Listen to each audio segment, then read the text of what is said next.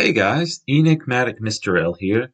So a few days ago, I made a video talking about some issues I had with Fire Emblem Engage, and one of them was about bond rings.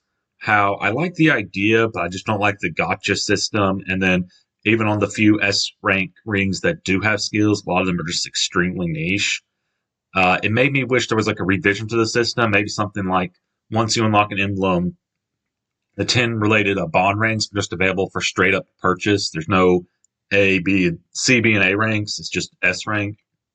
And more of them having skills. Maybe something like 10 bond rings are available per emblem ring, and 4 of them have skills. Are available for 1,000 bond fragments to purchase, and the others are available for like 4 or 500 bond fragments.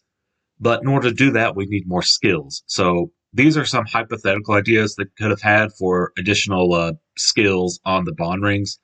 Many of them are going to be better than what we do have, but I don't think they'd be like too overpowered or broken. Especially like as I mentioned previously in the video, they're already competing for like emblem ring slots.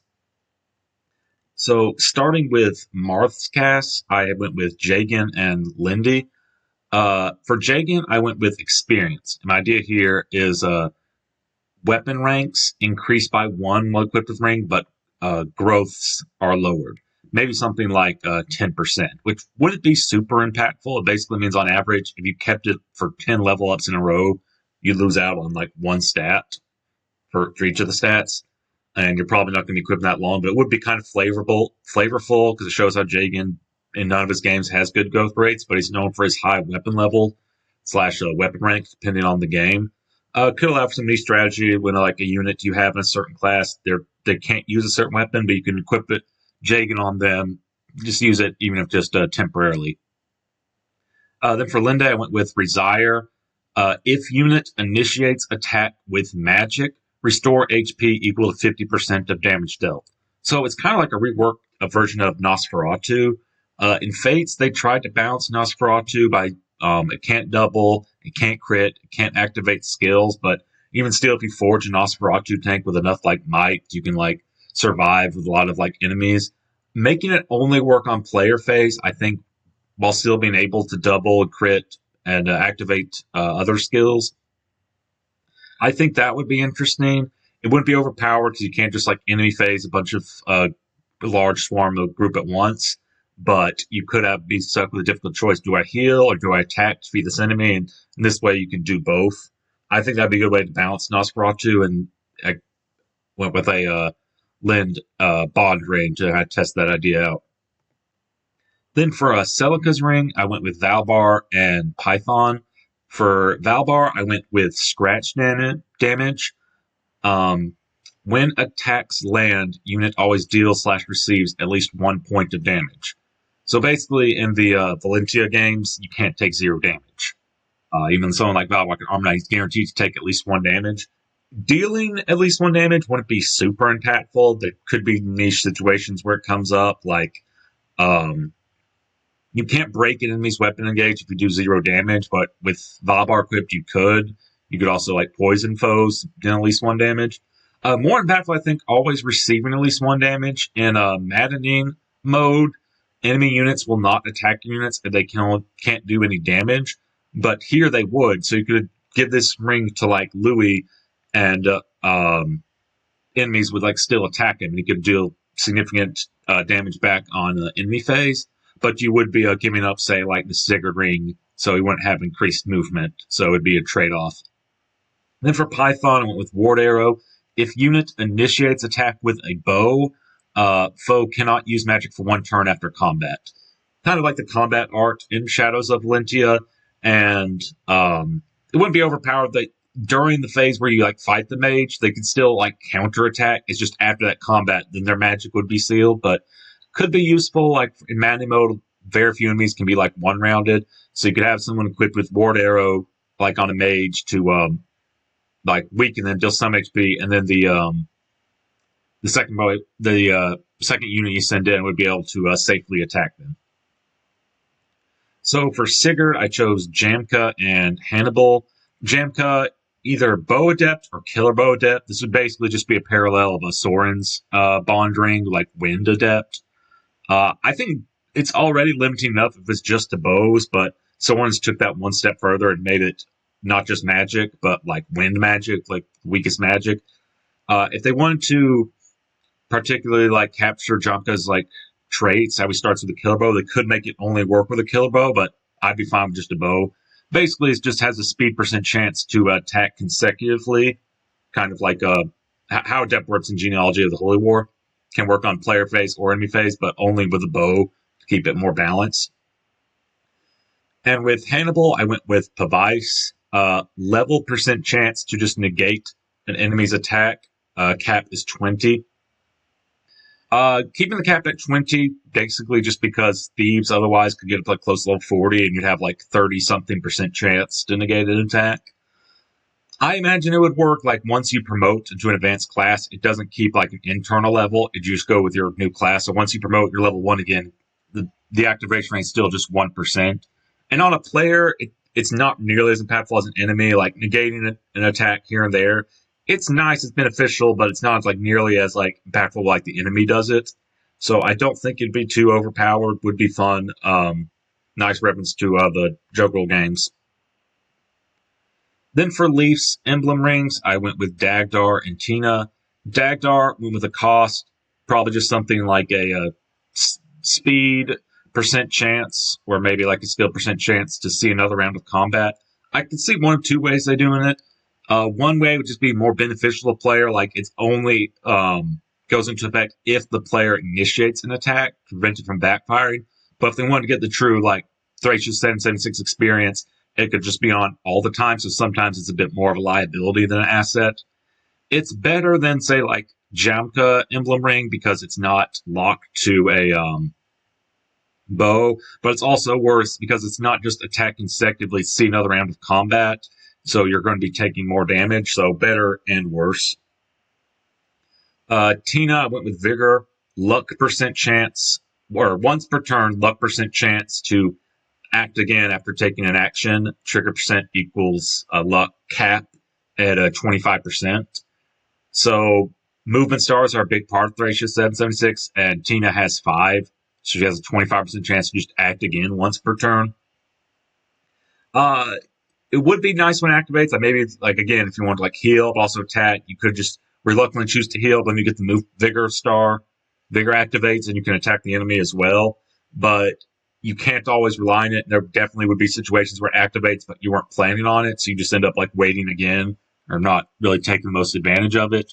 But would be really fun when it does activate. For Roy, I went with Merlinus and Gonzalez, and Merlinus might be my most broken idea yet. Escape. So unit flees from battle rather than being defeated. So basically just for one of your units, you can have them basically be playing on casual mode. Reference the fact that Merlinus, when he quote-unquote dies in Binding Blade, he doesn't die, he just escapes and comes back like the next chapter. Would allow for some really like fun strategies. We can just like intentionally sacrifice the unit to like bait someone out. And I haven't really talked about much like the stats these emblems would provide. But for Merlinus, one idea would just have him like increase kind of dump stats, maybe like skill, luck, and res, or maybe like build. But I think it'd be even funnier if this was like the only Bond emblem ring that had like a stat penalty, and they're going to be on like good stats like strength, defense, and speed. That'd be funny. If you're playing on casual mode, maybe something like kind of like Phoenix mode where they just flee but they come back the next turn. So you basically just have an invulnerable unit. Would be pretty funny. And for Gonzalez, I went with Devil Axe. If unit initiates an attack with an axe, grant crit plus 30 but take 10 damage. So being limited to player phase, you wouldn't have to worry about taking too much damage on enemy phase to the 10 damage recoil, but it's also balanced. You wouldn't just get a permanent. You wouldn't just get a permanent flat plus 30 crit whenever you use an axe. So slightly different than how it works from the source material, which just has like a luck percent or an effect related to luck percent chance of just backfiring, but I think it's close enough. So for Lynn, I went with Dorcas and Ninian. Dorcas is obviously just a bit of a meme, just a poison mutton. If unit initiates attack, attack poison foes if it lands. basically just a reference to one of like the earliest Western commercials for Fire Emblem, but I think it also worked its way into Heroes. Like Dorcas mentions that he had some like bad mutton earlier or something. Uh, Somewhat useful could be put this like on a backup unit, because even when like backup units attack with like a dagger, if they have like Lucina's emblem ring equipped, they can still poison foes. You can just give this to a backup unit as well to have them poison foes. So situationally useful and not like overly marginalized. For Ninian, I went with Set's Litany. Basically just adjacent allies grant have plus 10 hit. She wouldn't have the dance command like in the Blazing Blade. This was a special dance you knew to grant plus 10 hit for one turn. This would just be like adjacent allies. For Eirika, I went with Joshua and Cormag. Joshua will get Gamble, add plus 10 crit, but minus 10 avoid. So just flat plus 10 crit in all circumstances, player phase, enemy phase, regardless of what weapon you're using. But also you're subject to crits more often. Reference both to have Joshua as like a gambling man of like flipping a coin. So that's basically what the equivalent you'd be doing with this bond ring. Also just kind of a nod to the fact that the Navarre archetype that Joshua is part of, they're kind of known for having good skill and starting with like a killer weapon or something, but they also often have low luck, so they're subject to crits themselves. Cormac, I went with Hunter. This one's a bit of a stretch, but basically it's plus 5 damage to any enemy that's of the same class as the user. So Cormac is a Wyvern Rider. His brother Glenn is a Wyvern Rider. They probably had experience like training together. And then who ends up killing Glenn, his brother, is Valter, also a Wyvern Rider. So I just figured Cormac would have experience fighting Wyvern Riders. And this would be a kind of reference to that. It's just plus 5 damage whenever your opponent is of the same class as the wielder. For Ike, I went with Titania and Ina. Titania would have counter, just a flat skill divided by 2% chance of dealing damage received, half of damage received back to enemy. Kind of similar to Fogato's, like his special class gets like a personal skill similar to this, but it doesn't work like the exact way. And you could just keep counter exactly how it worked from Path of Radiance and wouldn't be overpowered in Engage. Ina, I have Boon. Adjacent allies cannot be suffered by status penalties. So in Path of Radiance, it would just cure adjacent allies, but a lot of things in Engage, they don't, like if you get silence, it's just for like one turn or something like that.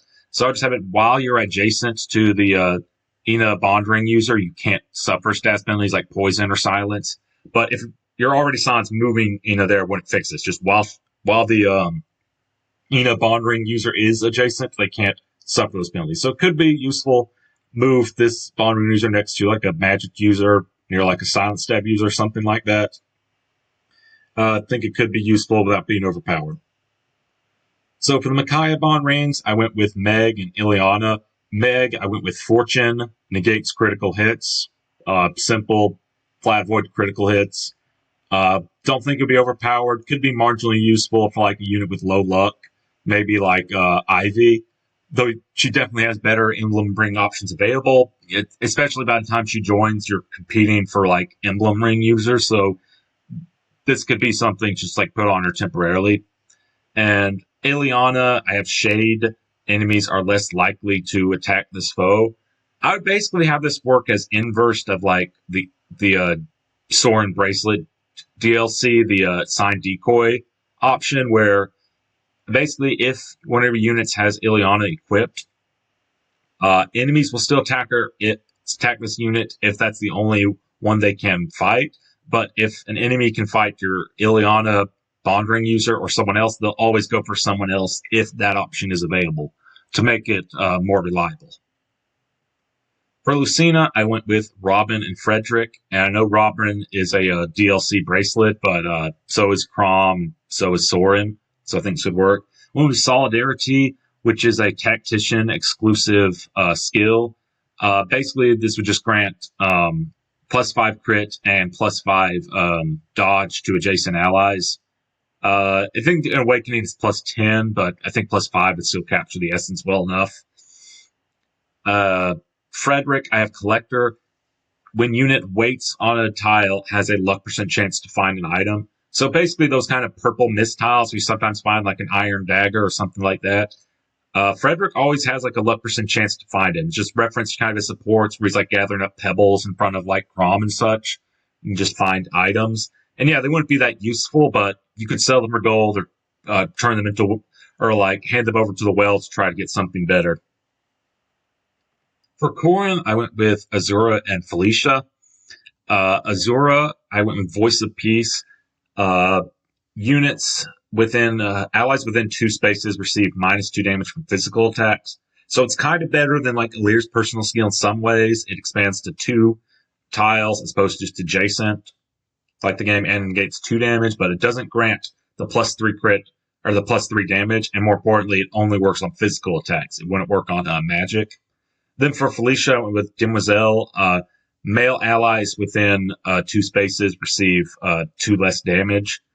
There's a lot of skills already, or not a lot, but there's a few skills in Engage that only benefit female units, like Louis' personal skill and Marin's personal skill. They only work with like female units, so having one specifically for male would help balance that out a little bit. And last but not least, we have Byleth, who already has 3 emblem or bond rings that have skills in form of the 3 house leaders. And the largest other like faction in that game is the Church of Saros / Knights of Saros, with most prominent member obviously being Rhea. Now, Rhea herself isn't playable in Fire Emblem 3 Houses, but neither is Gerald in Path of Radiance, and he got a bond ring. So I think this could work. My idea would just be anger, kind of referencing like a bit what you see in Part 1, and like especially if you take the Crimson Flower route. Basically, if an ally within 2 spaces is attacked, grant either like +10 crit or like +20 crit for 1 turn. Kind of working similar to like Alcris's like get behind me skill. And that's all I have. If you have any comments or questions about the bond ring ideas I mentioned or ideas of your own, please let me know in the comments below. As always, thank you so much for watching. This is Enigmatic Mr. L signing out.